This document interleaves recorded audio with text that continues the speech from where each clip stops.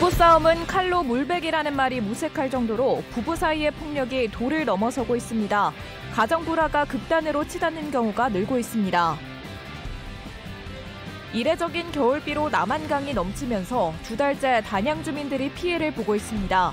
하지만 단양군은 별다른 권한도 없습니다. 대한민국 문화도시 충주시가 중부권 문화중심지로의 도약을 준비하고 있습니다. 모든 세대를 아우르는 문화 콘텐츠 개발과 예술 교육도 진행합니다.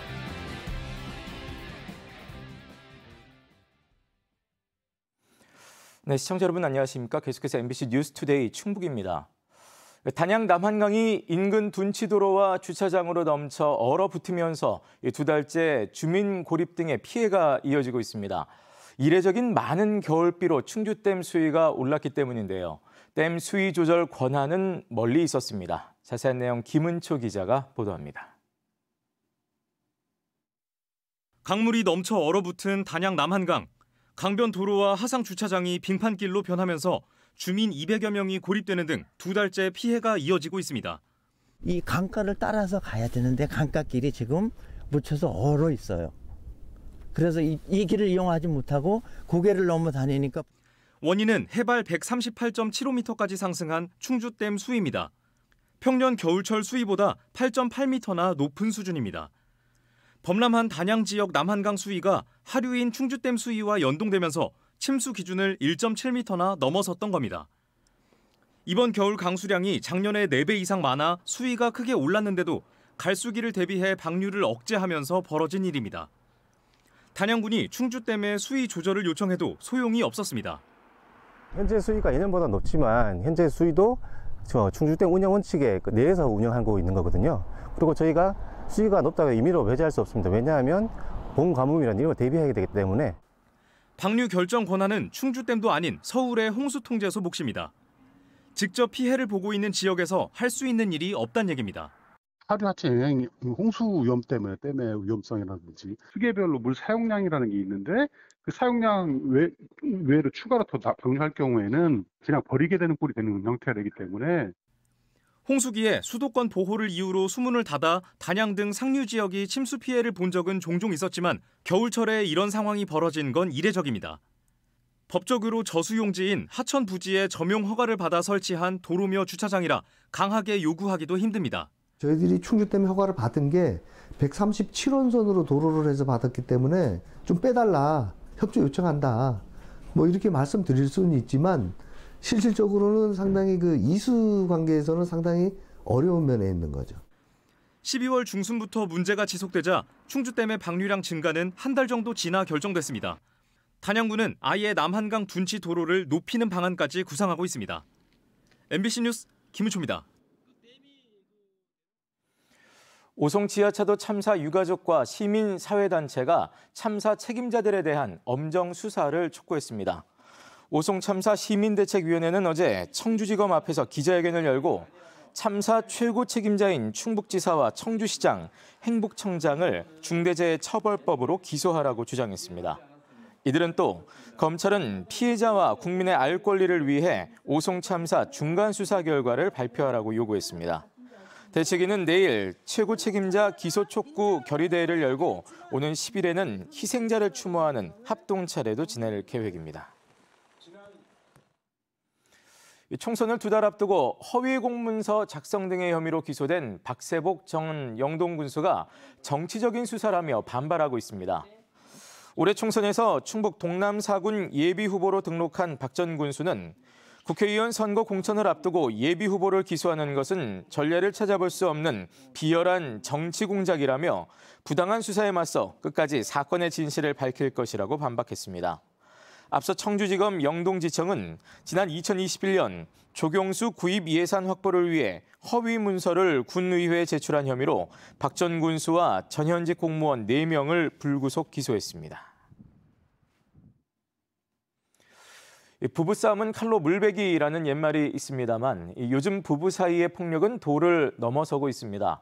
부부간의 불화로 집에 불을 지르거나 남편이 아내를 흉기로 살해하려 한 사건도 있었습니다. 보도에 이초원 기자입니다. 진천의 한 아파트 복도입니다.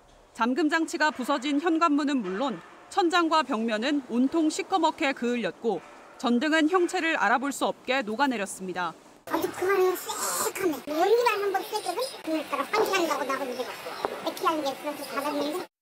화재 충격으로 층수는 전부 그을음으로 가득 찼고 집 앞에는 이렇게 경찰 통제선이 쳐져 있습니다. 22층 아파트에서 불이 난 건 그제 낮 12시 15분쯤. 부부싸움 뒤 아들의 집으로 몸을 피한 아내가 만나주지 않는다는 이유로 50대 남편이 현관문을 망치로 부순 뒤 불을 지른 겁니다. 다행히 다친 사람은 없었지만 주민 19명이 대피하는 소동이 벌어졌습니다. 자기가 이제 딴 데로 가겠다 이렇게 조주를 할 우려가 있어서 바로 제압한 다음에 경찰이 이제 투입하고 수갑 채워서 인도했습니다. 어제 새벽 0시 30분쯤에는 청주의 한 아파트에서 50대 여성이 흉기에 찔리는 사고가 났습니다. 다행히 이 여성은 즉시 병원으로 옮겨졌고 생명에 지장이 없는 것으로 알려졌습니다. 흉기로 찌른 건 이 여성의 남편. 경찰 조사에서 부부싸움 뒤에 처형의 집에 머물고 있던 아내를 만나러 온 남편이 또다시 다투는 과정에서 범행을 저지른 것으로 전해졌습니다. 경찰은 이 남성을 특수상해 혐의로 현행범 체포하고 정확한 사건 경위를 조사하고 있습니다. MBC 뉴스 이초원입니다. 어제 오후 청주시 우창읍의 한 폐기물 재활용 공장에서 난 불이 약 6시간 만인 어젯밤 10시 50분쯤 진화됐습니다. 다행히 인명피해는 없었지만 공장 건물 1개 동이 모두 불에 타는 등 소방서 추산 5억 4천여만 원의 재산 피해가 났습니다. 소방당국은 대응 1단계를 발령하고 인력 193명과 장비 39대를 동원해 화재 4시간 반 만에 큰 불길을 잡았지만 폐기물 더미에 불이 계속 옮겨붙어 진화에 어려움을 겪었습니다. 경찰과 소방당국은 작업 중 컨베이어 벨트에서 불이 났다는 신고 내용을 바탕으로 정확한 화재 원인을 조사하고 있습니다. 대한민국 문화도시로 선정된 충주. 앞으로 어떤 사업을 통해 어떠한 모습의 문화도시로 나타나게 될까요? 또 시민들은 무엇을 해야 하고 또 무슨 혜택을 받을 수 있을까요? 이런 고민을 함께 나누는 자리가 마련됐습니다. 이승준 기자가 전해드립니다. 저는 지금 마을을 물들이고 있고요. 또 오늘 오신 여러분들의 마음을 물들이고 있습니다. 앞으로도 여러분들과 함께 충주를 문화로 물들인다면 더 멋진 도시가 될 거라고 믿어 의심치 않습니다. 지난해 말 문화도시 선정을 위한 프레젠테이션이 재연됐습니다.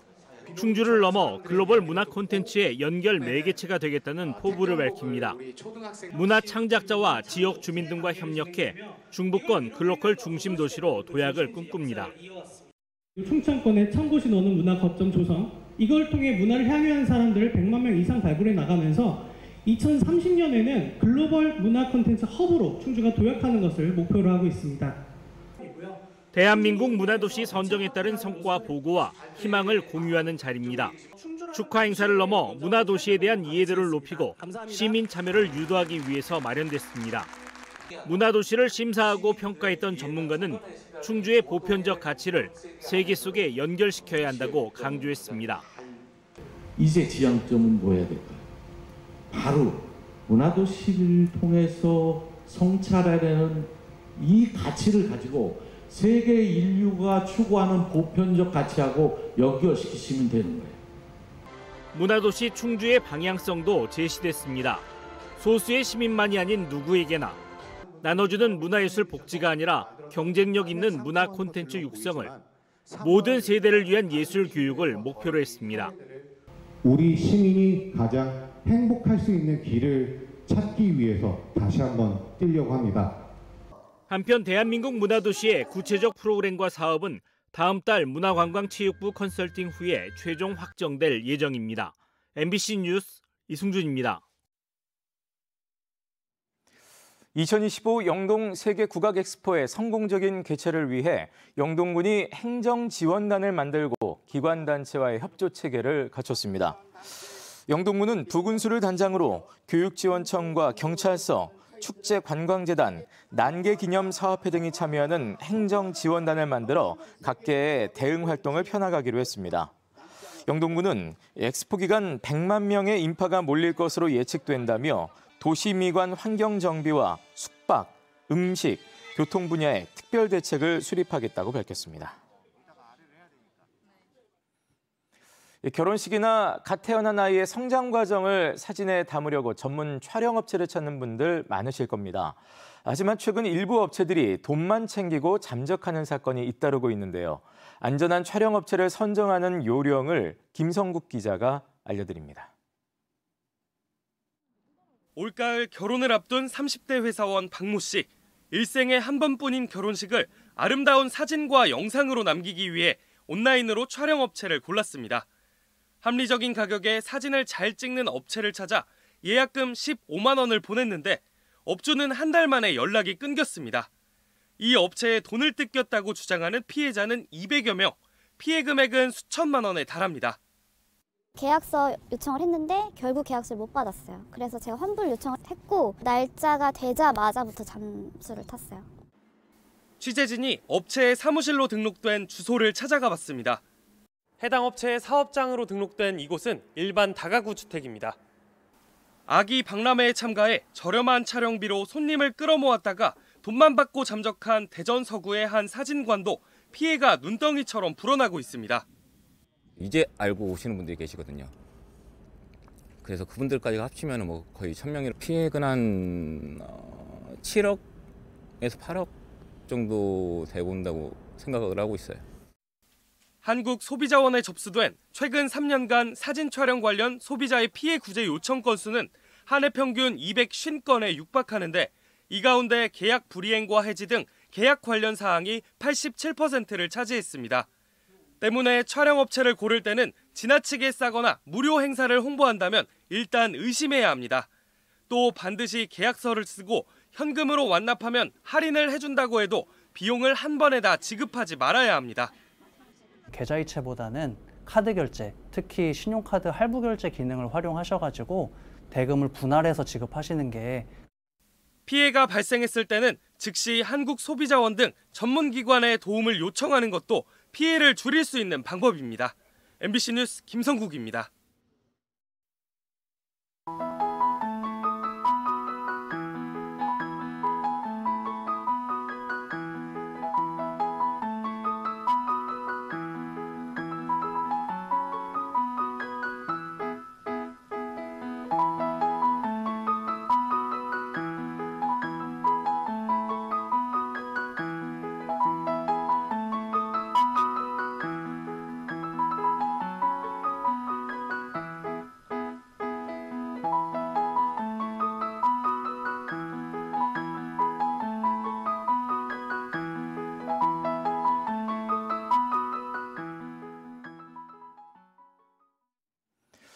청주시가 임산부 산후조리비 지원 사업에 뒤늦게 동참하기로 했습니다. 청주시는 충청북도와 보건복지부의 사회보장제도 신설 협의가 마무리됨에 따라 이 사업을 시행하기로 했다고 밝혔습니다. 이에 따라 청주시는 올해 출생아 수를 4,700명으로 예상하고 14억 1천만 원을 추경 예산에 편성할 계획입니다. 앞서 충청북도는 출생아 1명당 산모에게 50만 원을 지원하는 산후조리비 지원 사업을 추진했지만 청주시는 사업 참여를 유보해왔습니다.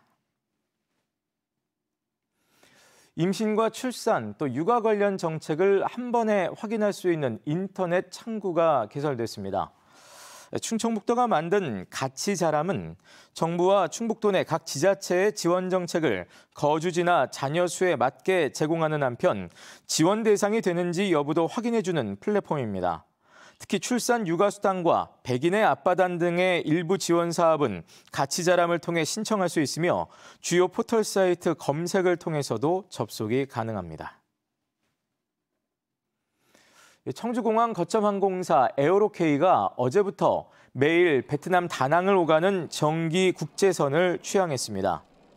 이번 노선은 밤 10시 5분 청주를 출발해 다음 날 아침 8시 25분 돌아오는 일정으로 에어로케이의 5번째 정기 국제선입니다. 이에 따라 베트남 다낭을 오가는 정기 노선은 지난해 티웨이 항공에 이어 2개로 늘었습니다.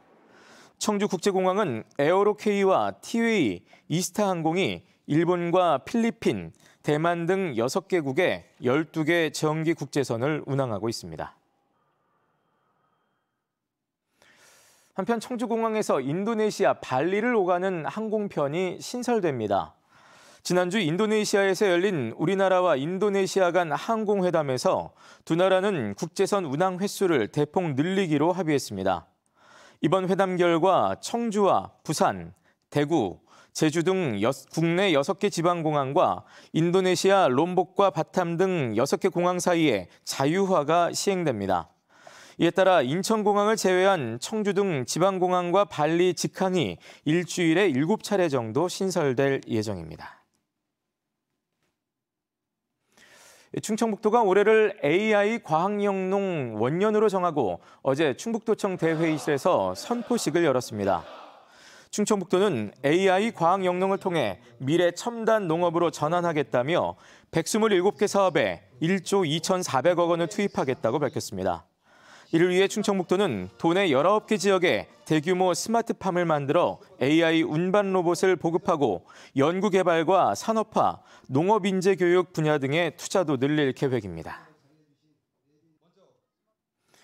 국산 신품종 감초가 제천 지역에서 본격적으로 재배됩니다.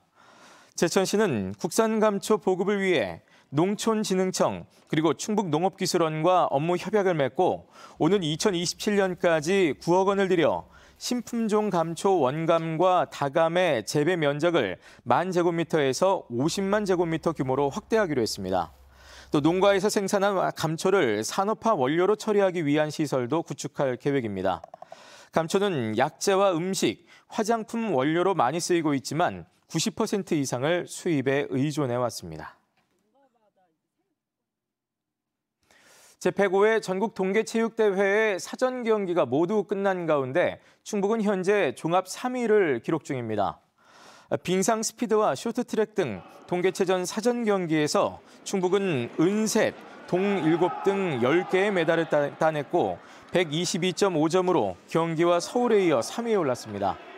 오는 22일부터 25일까지 열리는 동계체전에서 충북은 봅슬레이와 스켈레톤, 루지 등 썰매 종목에는 선수가 없어 출전하지 못하고 스키와 컬링, 아이스하키, 산악 등 6개 종목에 출전합니다.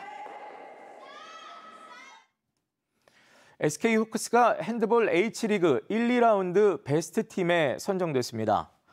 한국핸드볼연맹은 2라운드 오전 전승을 기록하고 팬들을 위한 이벤트와 마케팅, 또 적극적인 SNS 운영을 한 SK호크스를 2라운드 베스트 팀으로 꼽았습니다. SK호크스는 1라운드에 이어 2라운드 연속 베스트 팀에 선정됐습니다. 이번 설 연휴 청주 산업단지 입주업체들은 평균 나흘 휴무를 하는 것으로 조사됐습니다. 청주 산업단지 관리공단이 입주업체 가운데 93개사를 표본 조사한 결과 88.8%인 55개사가 설 연휴에 나흘 휴무를 하고 16개사는 정상 또는 부분 가동할 것으로 집계됐습니다. 또 조사에 응답한 78개사 가운데 절반 정도인 42개사가 상여금이나 귀향여비를 지급하고 청주산업단지 전체 근로자 25,600여 명 가운데 약 25%인 6,500여 명이 특근할 예정입니다. 뉴스를 마칩니다. 고맙습니다.